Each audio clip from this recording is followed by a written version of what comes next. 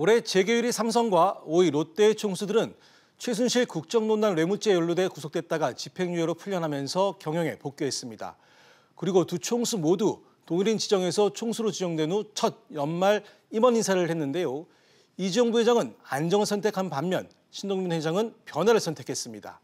두 그룹 연말 임원 인사 배경과 의미부터 알아보겠습니다. 자, 김현우 기자. 네.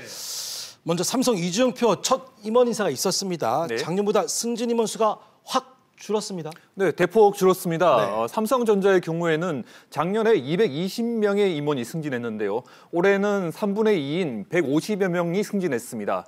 그리고 삼성물산도 지난해 절반 수준인 19명이 승진했고요. 삼성생명과 제일기획도 승진자가 줄었습니다. 네. 지금 반도체 업황이 나빠지고 미중 무역 분쟁으로 경기 불확실성도 커지고 있지 않습니까? 네. 그래서 삼성그룹이 이에 대한 대비책으로 임원 숫자를 줄이고 있다는 분석이 나오고 있습니다. 네. 전문가의 얘기를 들어보시죠. 승진 규모나 이런 것들이 차이 나고 하는 것은 경영 상태 이런 것들을 좀 반영하는 차원으로 봐야 되고, 그런 차원에서 보면 전체적으로 지금 삼성의 경영 상태가 그렇게 썩 좋은 건 아니다.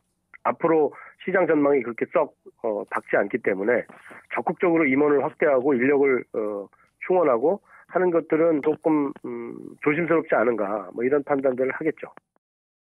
그러니까 위기론에 선제적인 대응을 한 거다, 이런 거네요. 네, 그렇습니다. 네, 물론 삼성은 작년에 그 대대적인 세대 교체를 했기 때문에 그 승진 임원 수가 적다는 점도 있지만 한편으로는 변화보다 안정을 택한 것이다, 이런 평가도 있습니다. 네, 이번에 삼성전자 사장단이 3명 그대로 다 유임됐거든요. 네. 그런데 갤럭시 노트 9과 갤럭시 S9을 성공시키지 못한 고동진 IM 부문장도 자리를 지켰습니다. 예. 그동안 삼성전자가 성과에 대해서 필보를 강조했던 것을 생각하면 이건 좀 의외였는데요. 그래서 이재용 부회장이 기업의 변화보다 안정을 택했다는 평가가 나오고 있습니다. 예.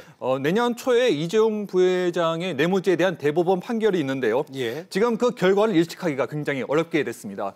왜냐하면 얼마 전에 삼성 바이오로직스에 대해서 고의적으로 분식 회계를 했다는 결과가 나왔는데요. 그래서 지금 검찰이 삼성 바이오로직스 등을 압수수색하면서 이재용 부회장의 승계 과정도 다시 조사할 조짐을 보이고 있습니다. 네. 또 이와 함께 내년에 반도체 업황이 나빠지는 등 삼성전자의 경영 상황도 불확실해지고 있어서 안정을 택한 것으로 보입니다. 그렇군요. 삼성의 인사는 성과주의가 원칙입니다. 잘하는 만큼 보상을 한다는 건데요. 그런데 이런 원칙에 깜짝 실적을 거둔 반도체 부문에서 적용돼서 유독 승진 인사가 이 파트에서 많았다면서요. 네, 그렇습니다. 유임된 사장단 3명 가운데 반도체 최대 실적을 이끈 김기남 DS 부문장은 부회장으로 승진했습니다. 네. 그리고 작년보다 3분의 2로 줄었지만 임원 승진자 150여 명 중에서 절반이 넘는 80명이 DS 부문에서 나왔습니다. 위기에서 조직을 줄이고 있지만 그래도 좋은 성과를 낸 직원들에게 대한 포상의 원칙은 지켜졌다고 볼 수 있겠습니다. 그렇군요. 네. 그리고 이번에 부사장이 13명 승진했는데요. 어려운 상황에서도 차기 CEO에 대한 후보군은 계속 늘리고 있는 것으로 보입니다.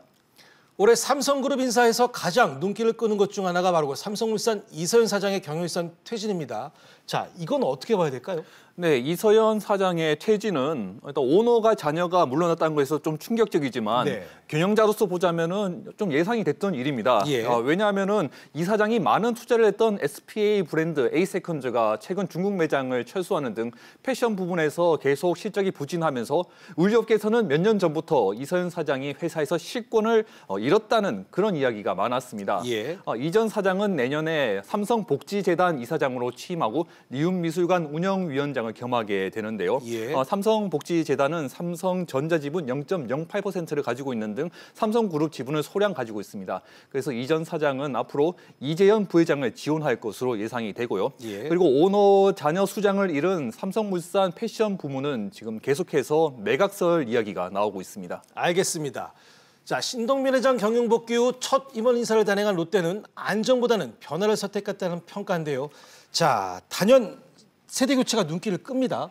네, 신동빈 회장은 경영 공백 기간에 그룹을 챙겼던 경영진에 대한 보은 인사보다는 세대 교체에 무게를 뒀다는 평가입니다. 네. 경영 일선 복귀 후에 글로벌 투자 행보를 이어가던 신 회장을 보필할 적임자를 전면에 내세운 건데요. 네. 이에 따라서 40년 동안 롯데 외길을 걸어온 인물들이 전격 퇴진을 했습니다. 먼저 롯데케미칼을 영업이익 3조 원 규모로 키워 유통 중심이던 롯데의 이른바 체질을 개선한 허수영 화학비유 부회장이 물러났고요. 또 신동빈 맥주로 유명한 클라우드를 탄생시킨 이재혁 식품비유 부회장, 그리고 롯데 이미지 개선에 주력을 했던 소진세 사회공헌 위원장도 자리에서 물러났습니다. 네. 신임 화학비유장에는 해외사업 전문가로 알려진 김교현 롯데케미칼 사장이, 그리고 식품비유장에는 역시 해외사업 확장의 성과를 냈었던 이영호 롯데푸드 사장이 선임됐습니다. 자, 결국 이런 세대 교체는 그 성과주의 원칙을 적용한 결과일 텐데 네. 그럼 반대로 이번에 승진한 인사는 누굽니까?